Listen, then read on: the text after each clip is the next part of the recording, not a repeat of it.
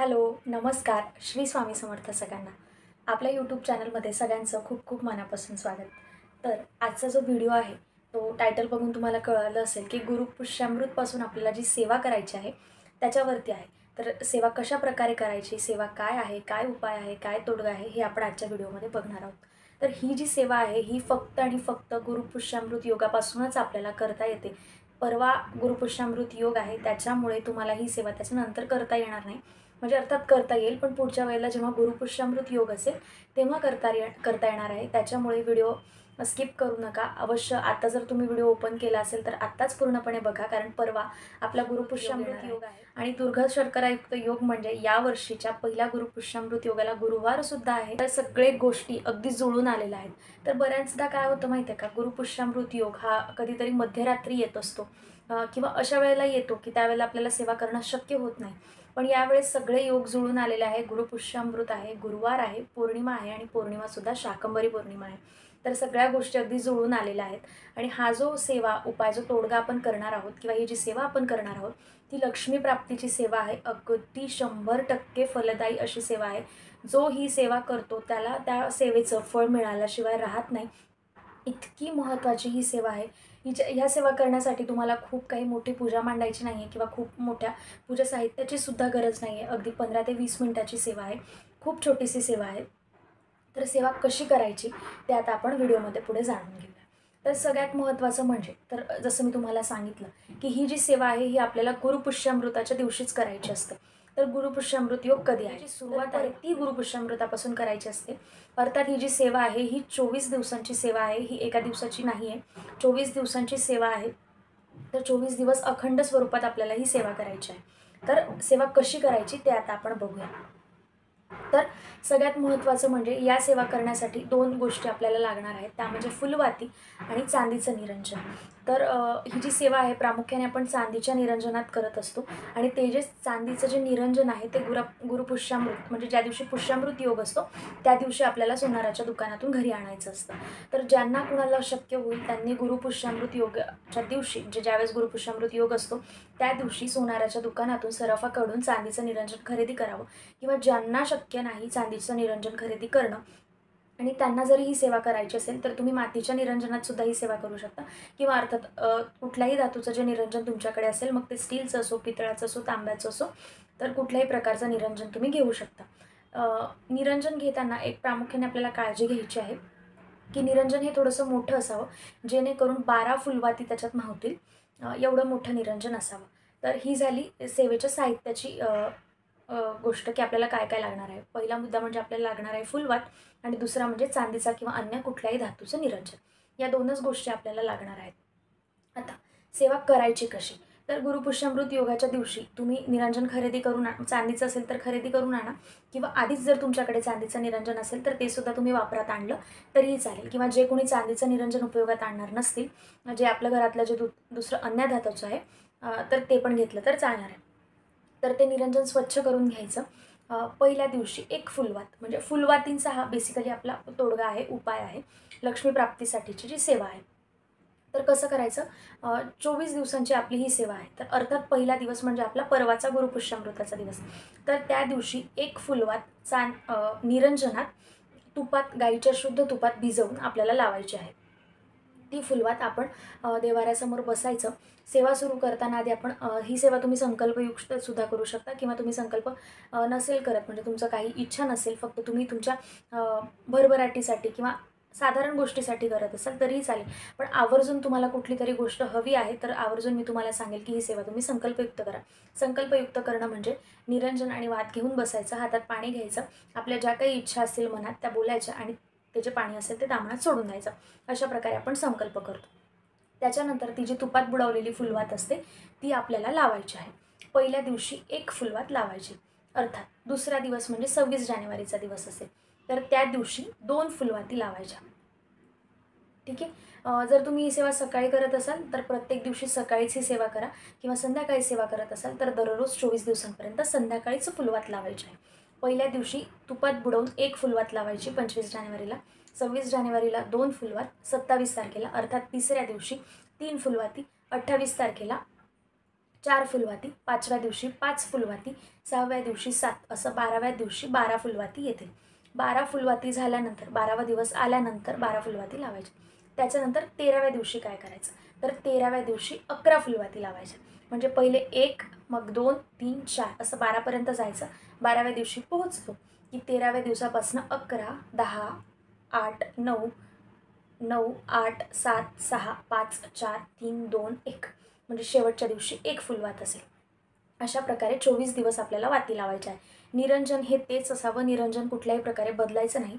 म्हणून शक्यतो मातीचं घेऊ नका, पितळाचं किंवा धातूचं घ्या. कारण मातीचं जी आपली पणती असते ती काही वेळेला खराब होण्याची शक्यता असते किंवा काही वेळेला ती तापल्यानंतर टीच पण पडते. तर जर ती फुटली चुकून किंवा पडली हातातनं तर मग ती पुन्हा वापरता येणार नाही. त्याच्यामुळे शक्यतो धातूचं घ्या, म्हणजे त्या हातातनं पडलं किंवा त्याला टीच पडत नाही तर तेच एक निरंजन जे आहे ते तुम्ही पूर्ण सेवेसाठी वापरू शकता. तर अशा प्रकारे आपल्याला 24 दिवस वाती लावायच्या आहेत. आता दुसरं महत्त्वाची गोष्ट म्हणजे ती वाती लावल्यानंतर त्याची जी रक्षा असते किंवा काजळी पळते, कापूस जळल्यानंतर ते राहतं, तर त्याचं काय करायचं, तर ते रोजच्या रोज काढून घ्यायचं. एका डबीत किंवा प्लास्टिकच्या पिशवीत किंवा कागदात तुम्ही जमा करून ठेवू शकता. आणि जमा केल्यानंतर 24 दिवसाची सेवा झाल्यानंतर 25व्या दिवशी तुम्ही ती जी काही पूर्णपणे रक्षा असते ती तुम्ही निर्माल्यात टाकून देऊ शकता. तर एवढंच करायचं आहे. तर ही सेवा निरंजन लावल्यानंतर आपल्याला कुठले मंत्र किंवा काय गोष्टी म्हणायच्या आहेत किंवा नित्यसेवेतनं आपल्याला काय सेवा करायच्या आहे ते आता आपण बघूया. तर वात पेटवल्यानंतर देवासमोर बसलेलो असतो आपण, तर त्यावेळेस आपल्याला पुढील मंत्रांचा उच्चारसुद्धा करायचा आहे. तर सगळ्यात महत्त्वाचं म्हणजे 1 वेळा आपल्याला व्यंकटेश स्तोत्राचं पठण करायचं आहे, 16 वेळा विष्णू गायत्री मंत्र, 16 वेळा लक्ष्मी गायत्री मंत्र, 16 वेळा कुबेर मंत्र, 16 वेळा नवार्ण मंत्र किंवा 1 माळ नवार्ण मंत्र तुमच्या सोयीनुसार आणि 1 माळ स्वामी समर्थ या मंत्राचा आपल्याला जाप करायचा आहे. पुन्हा एकदा सेवा सांगते. 1 वेळा व्यंकटेश स्तोत्र, 16 वेळा विष्णू गायत्री मंत्र, 16 वेळा लक्ष्मी गायत्री मंत्र, 16 वेळा कुबेर मंत्र, 16 वेळा किंवा 1 माळ नवार्ण मंत्र आणि 1 माळ स्वामी समर्थ, श्री स्वामी समर्थ या मंत्राचा जाप करायचा आहे. तर ही जी संपूर्ण सेवा आहे, ही सेवा करण्यासाठी आपल्याला 15 ते 20 मिनटं लागतील. आणि ही जी सेवा मी तुम्हाला सांगितली ही 24 दिवस करायची आहे. अर्थातच पहिल्याच दिवशी सगळे मंत्रोच्चारांचा जर तुम्ही जाप केला आणि नंतर 24 दिवस केला नाही तर तसं नका करू. पहिल्या दिवसापासून ते 24 दिवसापर्यंत जी सेवा सांगितली आहे ती निरंजन प्रज्वलित केल्यानंतर हे सगळे मंत्रसुद्धा आपल्याला म्हणायचे आहेत. तर इतकी सोपी सेवा आहे. आता सगळ्यात महत्त्वाचं म्हणजे आपण नियम बघूया की या सेवेसाठी आपल्याला कुठल्या नियमांचं पालन करायचं आहे. तर नियम क्रमांक 1 जे मी तुम्हाला सांगितलं की निरंजन जे आहे ते एकच असावं, निरंजन बदलवू नका. ज्या निरंजनात तुम्ही पहिल्या दिवशी सुरुवात केली आहे त्याच निरंजन अखंड 24 दिवस वापरायचं. दुसरं, शक्यतो गाईच्या तुपाचा उपयोग करा. गाईचं तूप हे चांगलं असतं, तर गाईच्या तुपाचा उपयोग केला तर अतिउत्तम. तिसरं महत्त्वाचं म्हणजे जर आता आपण घरातली कुळस्त्री ही सेवा करणार असेल आणि मासिक धर्म आला तर काय करायचं, तर समजा तुम्ही पहिल्या दिवशी सेवा सुरू केली, पहिला दिवस झाला आणि दुसरा दिवस झाला आणि तिसऱ्या दिवशी जर तुम्ही मासिक धर्मात जात असाल तर तिसऱ्या दिवसापासून पुढचे 5 दिवस तुम्ही वगळता 6व्या दिवसापासून सुरुवात करू शकता.